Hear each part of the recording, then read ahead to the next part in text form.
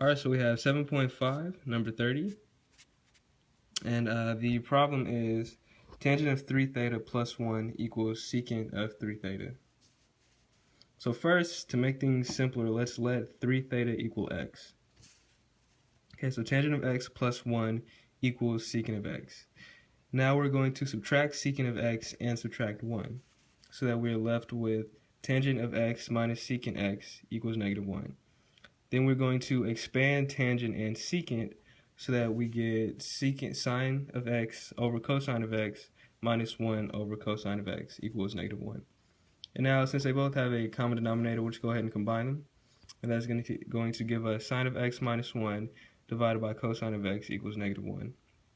Now we're going to multiply cosine of x to both sides so that we're left with sine of x minus 1 equals negative cosine of x. Now we're going to add 1 and add cosine of x, so we are left with sine of x plus cosine of x equals 1. Now remember the golden rule of algebra. Whatever you do to one side, you have to do to both. So we're just going to simply square the sides.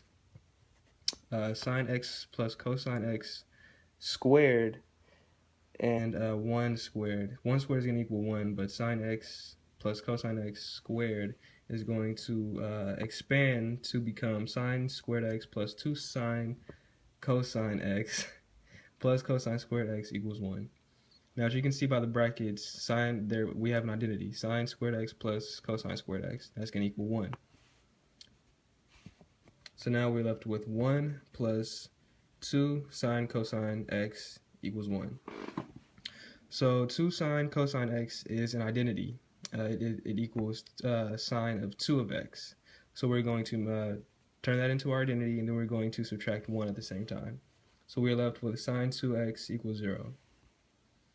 So we found our solutions for all of them, for x anyway, for 2 of x equals 0. So the first solution is 0 plus 2 pi k, and the next solution is 2x equals pi plus 2 pi k. Because sine, if we go to our unit circle, we know that sine equals 0 at 0 and pi. Okay, so those are our solutions. Okay, 0 plus 2 pi k and pi plus 2 pi k. But remember, we are solving for theta from our from the question that we started off with, 3 theta plus 1 and 3 theta basically. So now we're going to substitute that in. So it's going to be 2 times 3 theta equals 0 plus 2 pi k, and 2 times 3 theta equals pi plus 2 pi k. Okay, so this is going to expand to give us 6 theta equals 0 plus 2 pi k, and 6 theta equals pi plus 2 pi k.